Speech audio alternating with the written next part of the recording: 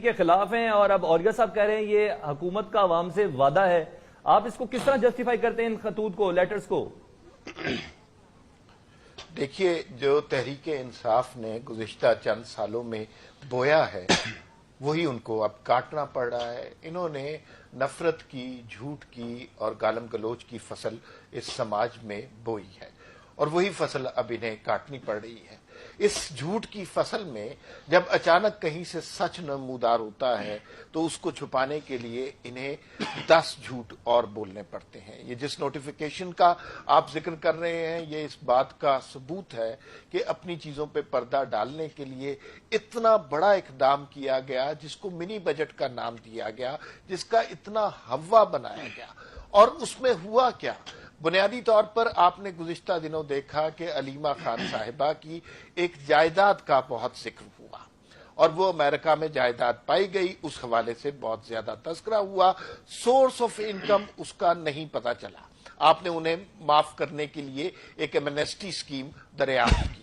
نواز شریف کا جو کیس تھا, جن 4 فلیٹس کے بارے میں بات پچھلی جو نواز شریف صاحب نے ایمنیسٹی اسکیم متعارف کروائی نواز تھی, شریف کی ایک سیکنڈ میں ہمارے صاحب تھوڑا کلیئر کر دیں مجھے. ایک شاہد خاقان عباسی صاحب کے دور میں ایمنیسٹی اسکیم ہوئی تھی, کیا آپ اس ایمنیسٹی اسکیم کی بات کر رہے ہیں جس کو تو اویل نہیں کیا علیمہ خان صاحبہ نے؟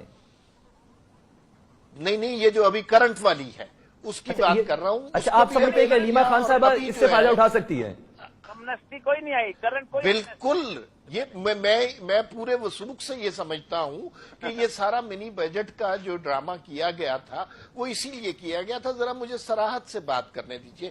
دیکھیے, نواز شریف صاحب کا جو کیس تھا ایون فیڈ فلیٹس کے بارے میں جب بات ہوتی تھی تو ہمیشہ یہ بات ہوئی کہ یہ نواز شریف صاحب نے کرپشن سے بنائے ہیں.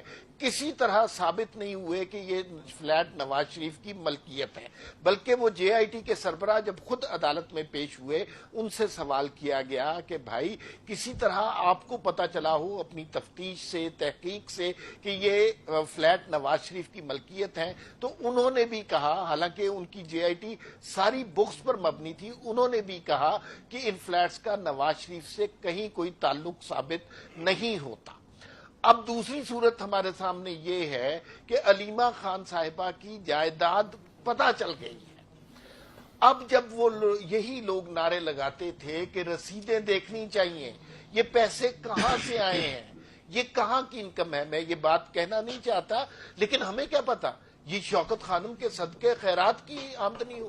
اس کے بارے میں لوگوں کو تفصیل تو پتہ ہونی چاہیے. عدالت مانگ تو رہی ہے ان سے رسیدیں. اس طرح کے لیٹرز ہیں کہ اگر کسی نے کرپشن کی ہے تو آپ اس کو کچھ نہیں کہیں گے, تو اس کے کیا معنی ہے؟ اس پہ ضرور سوچنا چاہیے.